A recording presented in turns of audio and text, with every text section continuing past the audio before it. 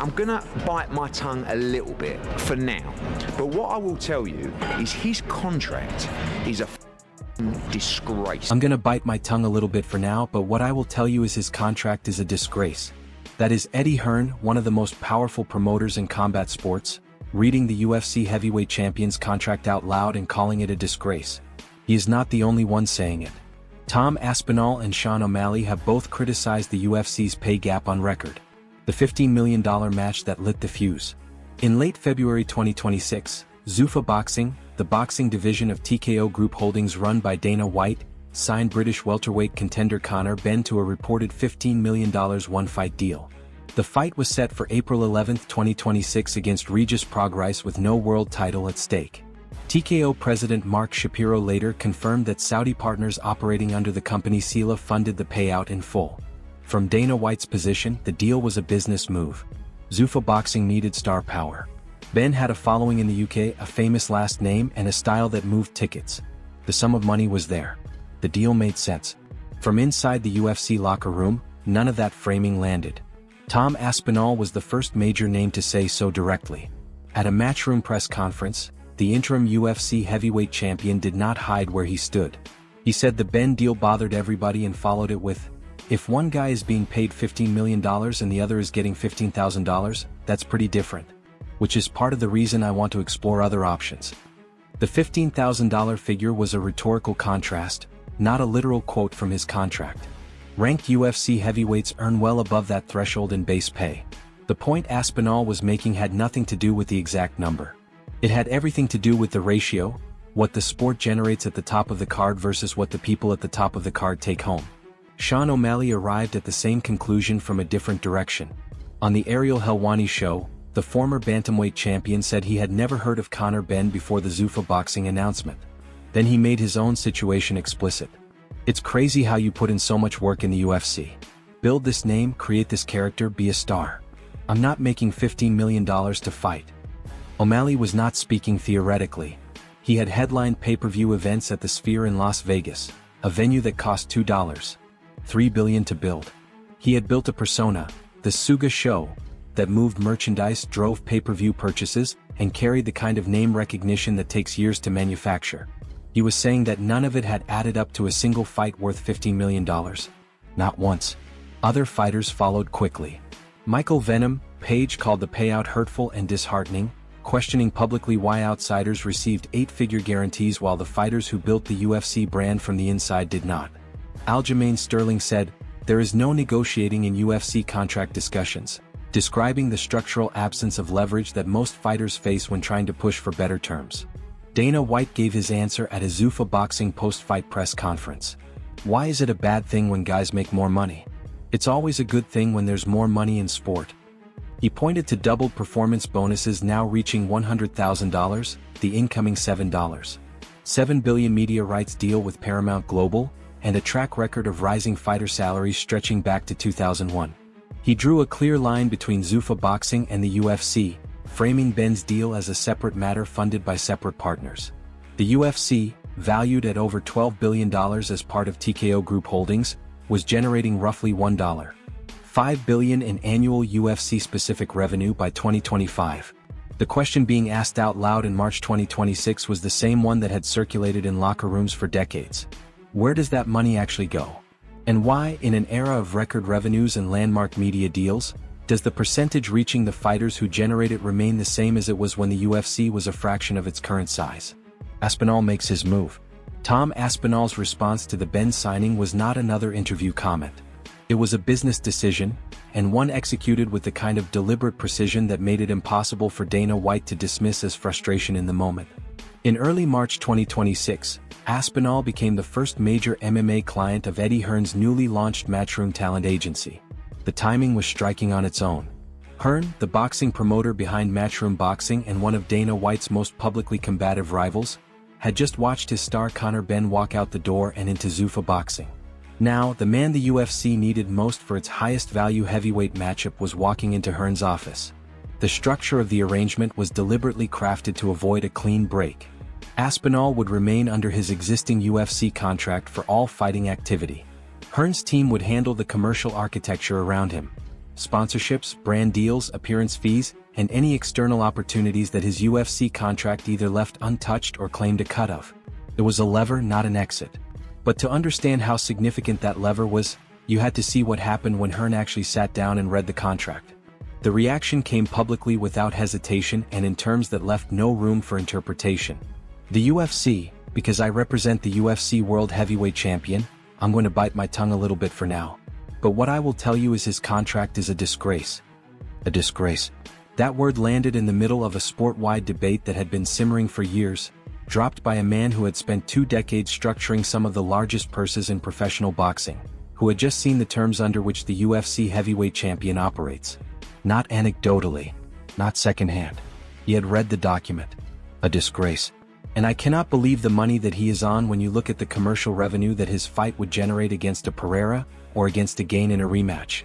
This was the precise axis of the argument, not just the headline figure on Aspinall's contract, but the distance between that figure and what a fight against Alex Pereira, or a rematch with Cyril Gain, would realistically generate in gate receipts, international broadcast rights, pay-per-view revenue, and the kind of cultural attention that translates directly into the TV deals that make a company like TKO worth what it is worth. Aspinall had headlined sold-out events at the O2 Arena in London, one of the highest-grossing entertainment venues on the planet. And Hearn was telling the world that the number at the bottom of that contract did not match the value on the stage above it. The contribution was, in his professional view, indefensible revenue that his fight would generate against a Pereira or against a Gain in a rematch. And Hearn wasn't remotely finished. And honestly, if I'm Tom Aspinall, I'm looking at that contract. I don't even think you should bother. That sentence was about to go somewhere nobody in the sport expected a public figure to go. But he wants to come back. He wants to rematch Gain. The line that the UFC heavyweight champion should not even bother showing up is not the kind of thing a promoter says for shock value if he is trying to maintain a working relationship with the promotion that employs his new client. Hearn said it anyway because the financial conclusion he had reached after reading the contract was that the fight, against the physical cost, the team fees, the tax burden, and the time away from everything else, was a calculation that no longer made obvious economic sense from where he was sitting. Especially given what had happened to Aspinall's body to get here. There's no point in even fighting. Aspinall had gone through serious eye surgery following his bout with Cyril Gain in October 2025. The injury was not a minor setback. It required multiple operations and a recovery period that sidelined the champion through the beginning of 2026. The physical cost of competing at heavyweight in the UFC, the torn ligaments, the surgeries, the broken orbital bones, does not appear in the line items of TKO's quarterly earnings report. It appears in the bodies of the fighters who generate those earnings. Especially when you had 4 operations after your eyes got gouged out. It is honestly unbelievable. Hearn claimed that within 10 to 14 days of formalizing the partnership, Aspinall was already closing commercial deals worth more than what he had earned from one of his recent UFC appearances. He said more than a dozen other UFC fighters had reached out to his team after the announcement was made public. Aspinall's own framing of the move was measured and precise. In a YouTube reaction video he said, "We've done most of my career with the really small team that I've got, so I wanted to add to my value. Eddie is someone I've known for a fair bit. I trust Eddie and I want to make as much money and grow commercially as much as possible while I'm fighting. I just want to maximize the time I've got in the sport." He was not burning anything down.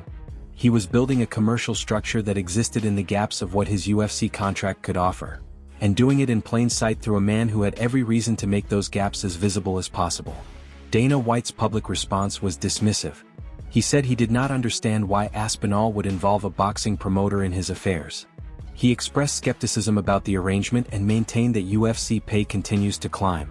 What he did not do was address the specific financial argument Hearn had made: the revenue Aspinall generates, the percentage of it he sees, and whether those two numbers are proportionate. That gap between the argument and the response was its own kind of answer. Suga's calculated stand. Sean "Suga" O'Malley has never been a fighter who confuses noise with strategy. The flamboyant persona, the rainbow-tinted hair, the carefully manufactured Suga Show brand architecture, the podcast, the social media presence calibrated to drive engagement on every platform simultaneously, none of it happened by accident. So when O'Malley weighed into the fighter pay debate in March 2026, it was worth paying close attention not just to the words, but to the enormous distance between what he said and what he chose not to do. His reaction to the Ben deal was raw and immediate. He had never heard of the man. He said so without embarrassment because the lack of recognition was precisely the point. That an unrecognized British welterweight could receive $15 million for a single fight, while O'Malley, a former UFC champion who had headlined the Sphere in Las Vegas, one of the most technologically advanced entertainment venues ever constructed, had never approached that number in a single outing was a disparity that landed with specific personal force. O'Malley did not soften that on the Ariel Helwani show. He named it directly. He acknowledged the frustration. And then he drew a line that separated his response from everything Aspinall was doing. The line ran straight through Eddie Hearn's name. Speaking ahead of his bout against Ayman Zahabi on the UFC's White House card, O'Malley said, "You don't want to make enemies with the UFC. I don't get what people are doing. I saw that Tom Aspinall sign with the Hearn dude. It's like I don't really know if that's a great idea either. You're going to have someone manage you that Dana doesn't really like or something. That doesn't seem very smart." The word smart is doing a lot of work in that sentence. O'Malley was not disputing whether the contract was fair. He had already acknowledged it wasn't, even indirectly, but by name with a number attached. What he was disputing was whether the path Aspinall had chosen was the optimal way to address it. And that is where the Suga Show brand philosophy kicks in with full force. O'Malley's stated strategy has always been external accumulation. Perform at the highest level, cultivate the most recognizable persona in the sport, and build commercial value on the outside. Endorsements, content deals, brand partnerships, digital media ventures that generate income streams the UFC contract can't touch and can't restrict. Rather than try to renegotiate the terms of the machine from inside it, manufacture so much value outside it that the machine eventually has to acknowledge it. His participation in the White House card was a crystalline example of how the UFC uses cultural prestige as a retention mechanism in the absence of proportionally increased pay, to fight on the most photographed grounds in the United States in front of a global media audience with political figures seated ringside. That is the kind of visibility no pay packet can fully replace, and the UFC understands that with absolute clarity. O'Malley, being the commercial architect that he is, understood it too and took the appearance. He said he was honored. What he also said in the same breath was that he had a good relationship with the UFC and intended to keep it that way. Not because the system was fair, he had already told the world it wasn't, but because in his risk-reward calculation, the relationship was the asset, the foundation on which every external commercial deal was ultimately built. Burning it prematurely carried a cost that the short-term satisfaction of confrontation could not offset. There was even a moment during the lead-up to the White House card where a foot injury flagged during medical examinations introduced a new dimension to the conversation. Fighters absorb the risk of physical damage as a structural cost of their careers, with no insurance architecture or players' association that reflects the scale of the revenue they generate. A foot problem in the week before a fight for a fighter at O'Malley's level is a week of anxiety that no one else in the revenue chain shares equally. Both positions carry their own logic. Both reflect what each fighter believes his specific leverage to be. Together, in the same media cycle, they created a two-sided conversation about fighter pay that was impossible for the UFC's standard press conference deflections to fully absorb. White strikes back in the numbers. Dana White has occupied the executive director's seat of the UFC since 2001. In that time, he has heard a version of the fighter pay argument at approximately every stage of the company's growth. From the early Zuffa era, when base purses were measured in thousands of dollars, through the ESPN deal that made the UFC part of the most powerful sports media machine in America, through the TKO merger, and now the Paramount Global Rights package. His response in March 2026 was familiar in structure and consistent in confidence. Why is it a bad thing when guys make more money? It's always a good thing when there's more money in sport. He pointed to performance bonuses that had been doubled to $100,000. He pointed to the incoming Paramount deal as evidence that fighter pay would continue to rise.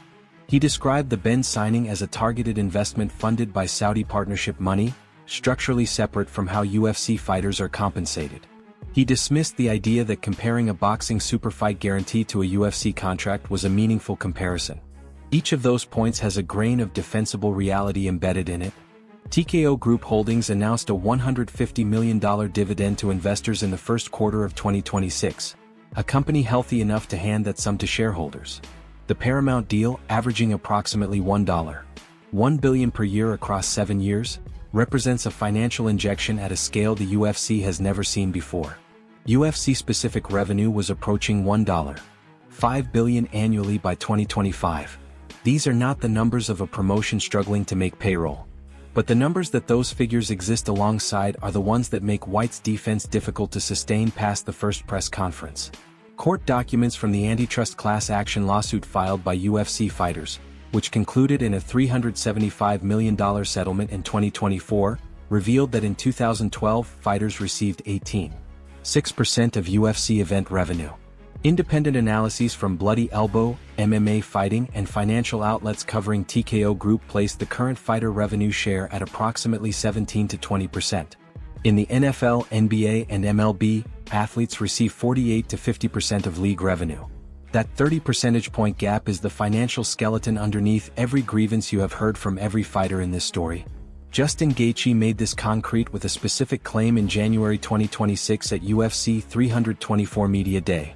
One of the most decorated and bonus-laden fighters in lightweight history, a man with 14 documented post-fight performance bonuses, pushed back against the suggestion that the Paramount deal had already started to benefit fighters. The response was direct and unreserved. "I'm not getting $1 more than I would have if this deal did not happen." Dana White pushed back publicly on that claim, saying Gaethje was wrong and that pay was increasing. Gaethje's manager stepped in to publicly soften the confrontation, but the comment had already done its damage. Not because Gaethje is a single fighter with a grievance, but because he is the kind of fighter whose career has been built entirely on performance, not on star power, marketability, or social media following, on winning brutal fights with his body on the line in the most unforgiving way possible. When that fighter says the landmark media deal has not added a dollar to his purse, it is a very specific kind of claim. The structural explanation for why this keeps happening sits in the architecture of the UFC's business model itself. The UFC operates as a vertically integrated monopoly over its competitive ecosystem.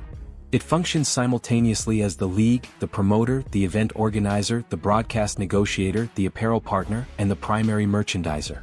A fighter negotiates against all of those interests simultaneously, typically at the beginning of a career, when they have the least information and the least leverage, in a contract environment where champion clauses and long-term non-compete restrictions have historically minimized the fighter's ability to test their market value anywhere else.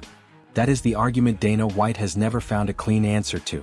The growth does not address percentage stagnation when the company's growth rate is outpacing the pay rate by a factor that becomes visible every time a competitor spends $15 million on a single fight.